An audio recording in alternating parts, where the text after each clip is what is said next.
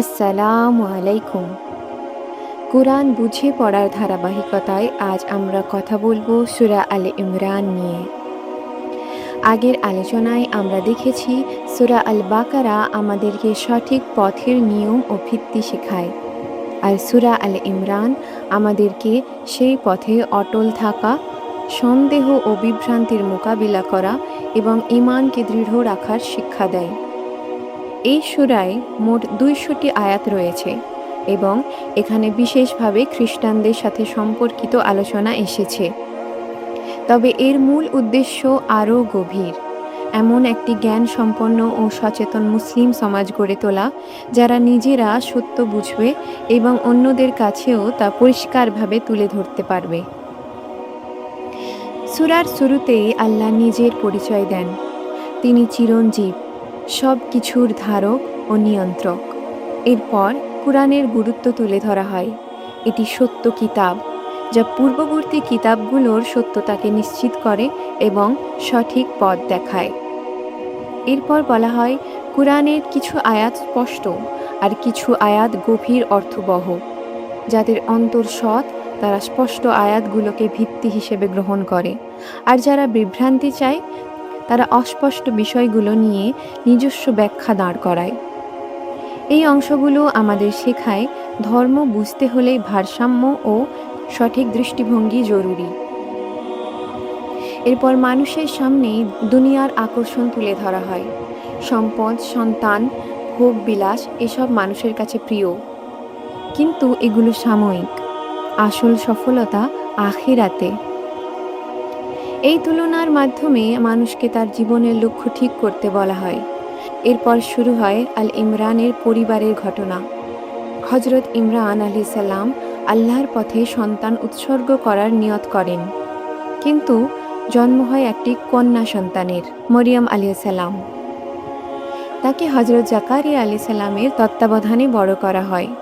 মরিয়ম আলাইহিস সালাম এমন এক পরিবেশে বড় হন যেখানে ইবাদত ও পবিত্রতা ছিল তার জীবনের কেন্দ্র। তার কাছে অপ্রত্যাশিত রিজিক আসত, যা আল্লাহর বিশেষ অনুগ্রহের নিদর্শন।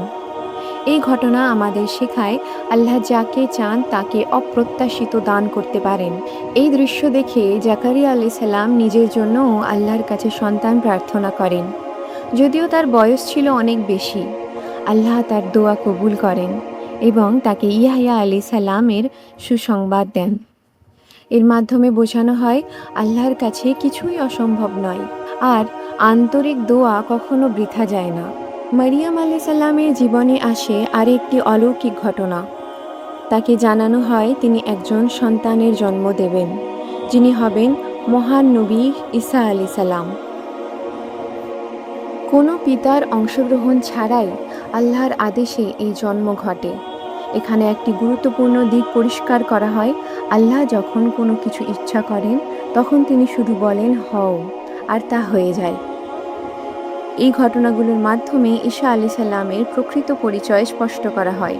তিনি আল্লাহর বান্দা ও নবী, কোনোভাবেই আল্লাহর অংশ বা সন্তান নন।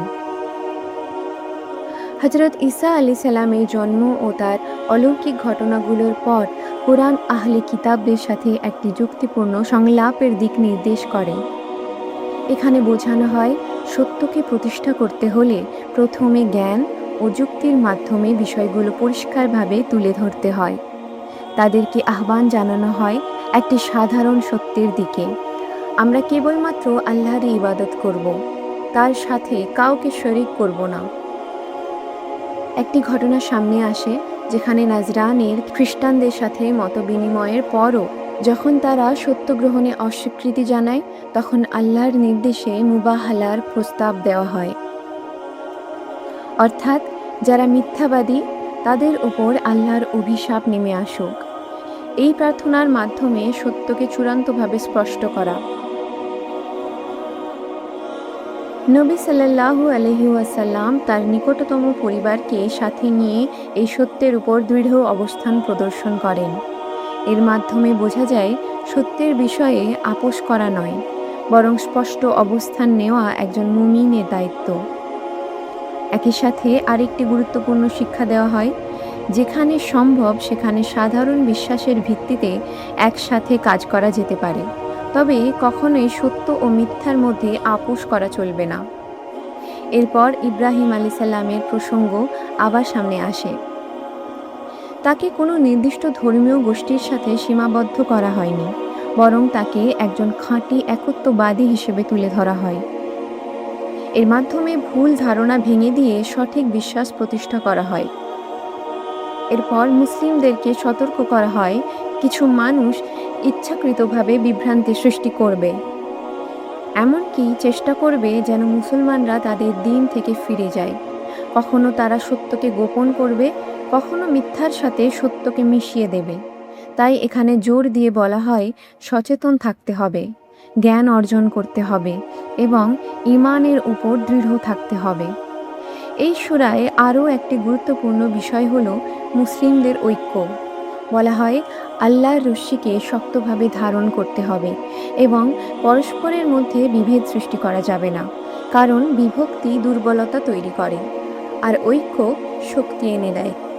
এরপর মুসলিমদের পরিচয় তুলে ধরা হয়। তারা এমন একটি জাতি যারা সৎ কাজে আদেশ দেয়, অসৎ কাজ থেকে বিরত থাকে এবং আল্লাহর ওপর ঈমান রাখে। এই দায়িত্ব শুধু নিজেদের জন্য নয়, বরং পুরো মানব জাতির কল্যাণের জন্য। এর ধারাবাহিকতায় বদরের যুদ্ধের কথা উল্লেখ করা হয়। সংখ্যায় কম হওয়া সত্ত্বেও মুসলিমরা ধৈর্য, ঈমান এবং আল্লাহর উপর ভরসার মাধ্যমে বিজয় লাভ করে। এটি দেখায় সফলতা শুধু বাহ্যিক শক্তির উপর নির্ভর করে না, বরং আল্লাহর সাহায্যই চূড়ান্ত নির্ধারক।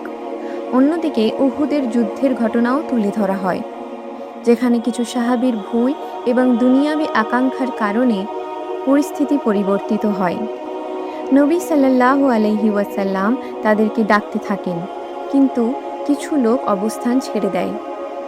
এর ফলে সাময়িক ক্ষতি হয়, তবে আল্লাহ তাদের ক্ষমা করেন এবং শিক্ষা দেন আদেশ অমান্য করলে তার প্রভাব কতটা গভীর হতে পারে। এখানে আরেকটি গুরুত্বপূর্ণ দিক তুলে ধরা হয়। শয়তান মানুষের পূর্বের ভুল ও দুর্বলতার সুযোগ নেয়। তাই শুধু একটি কাজ ঠিক করলেই হয় না, বরং ধারাবাহিকভাবে নিজের ঈমান ও আমলকে সঠিক রাখতে হয়। উহুদের ঘটনার পর কুরআন আমাদের দৃষ্টি ফিরিয়ে আনে অন্তরের দিকে। এখানে বোঝানো হয় পরাজয় বা কষ্ট আসলে তা শুধু বাহ্যিক ঘটনা নয়, বরং এর পেছনে থাকে আমাদের কাজ, নিয়ত এবং সিদ্ধান্ত। কিছু সাহাবী দুনিয়াবী লাভের দিকে ঝুঁকে পড়েছিল, যার প্রভাব পুরো পরিস্থিতির উপর পড়ে। তবুও আল্লাহ তাদের ক্ষমা করেন এবং নবী সাল্লাল্লাহু আলাইহি ওয়াসাল্লামকে নির্দেশ দেন তাদের সাথে নম্র আচরণ করতে, তাদের জন্য ক্ষমা চাইতে এবং তাদের সাথে পরামর্শ চালিয়ে যেতে। নবী সাল্লাল্লাহু আলাইহি ওয়াসাল্লাম কঠোর শাসক ছিলেন না, বরং তিনি সহানুভূতিশীল, পরামর্শভিত্তিক নেতৃত্ব দিতেন। কোনো সিদ্ধান্ত নেওয়ার আগে তিনি সাহাবীদের মতামত নিতেন আর একবার সিদ্ধান্ত হলে দৃঢ় থাকতেন। এই পদ্ধতি একটি শক্তিশালী ও ঐক্যবদ্ধ সমাজ গড়ে তোলে। এরপর আল্লাহর ওপর ভরসা বা তাওয়াক্কুলের বিষয়টি জোর দিয়ে বলা হয়। মানুষ তার সাধ্য অনুযায়ী চেষ্টা করবে, কিন্তু ফলাফল আল্লাহর হাতে ছেড়ে দেবে। এই ভারসাম্য একজন মুমিনের হতাশা থেকে রক্ষা করে এবং তাকে দৃঢ় রাখে। এই সূরায় মুনাফিকদের আচরণও তুলে ধরা হয়। তারা বিভিন্নভাবে মুমিনদের নিরুৎসাহিত করার চেষ্টা করে, ভয় দেখায়, সন্দেহ তৈরি করে, কিন্তু আল্লাহ স্পষ্ট করে দেন যারা তার পথে চেষ্টা করে তাদের প্রতিটি ত্যাগ তিনি জানেন এবং মূল্যায়ন করেন। এরপর শহীদদের কথা উল্লেখ করা হয়।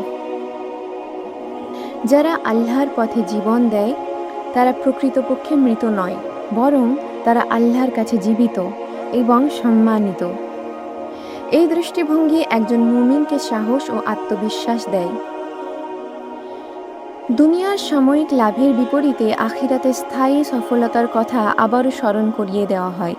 যারা সত্য অস্বীকার করে তারা হয়তো কিছু সময়ের জন্য সফল মনে হতে পারে, কিন্তু তাদের পরিণতি সুখকর নয়। অন্যদিকে যারা ধৈর্য ধরে এবং আল্লাহর সাথে সম্পর্ক দৃঢ় রাখে তাদের জন্য রয়েছে চিরস্থায়ী পুরস্কার। এই সূরার শেষাংশে কয়েকটি গভীর দোয়া শেখানো হয়। সেখানে বলা হয়, হে আমাদের রব, আমাদের অন্তরকে সঠিক পথে রাখো, আমাদের ক্ষমা করো, আমাদের ধৈর্য দাও এবং আমাদেরকে সফলের অন্তর্ভুক্ত করো। এই দোয়াগুলো একজন মুমিনের অন্তরের অবস্থা প্রকাশ করে। সে সব সময় আল্লাহর সাহায্যের মুখাপেক্ষী। সবশেষে একটি গুরুত্বপূর্ণ নির্দেশনা দেওয়া হয়, একে অপরকে ধৈর্যের উপদেশ দাও, সব সময় প্রস্তুত থাকো এবং আল্লাহর সাথে সম্পর্ক দৃঢ় রাখো। এই গুণগুলোই একজন মুমিনকে কঠিন পরিস্থিতিতে টিকে থাকতে সাহায্য করে এবং তাকে প্রকৃত সফলতার দিকে নিয়ে যায়। এই পর্যন্তই আজকের আলোচনা। সূরা আল ইমরান আমাদের শেখায় সত্যকে শুধু জানা যথেষ্ট নয়, বরং সেই সত্যের উপর অটল থাকা, ধৈর্য ধারণ করা এবং আল্লাহর সাথে সম্পর্ক দৃঢ় রাখা অত্যন্ত জরুরি। আপনাদের ভালো লাগলে অবশ্যই ভিডিওটি শেয়ার করবেন এবং কুরআন বুঝে পড়ার এই যাত্রায় সাথে থাকবেন। পরবর্তী আলোচনায় আমরা কুরআনের আরেকটি সূরা নিয়ে কথা বলবো ইনশাআল্লাহ।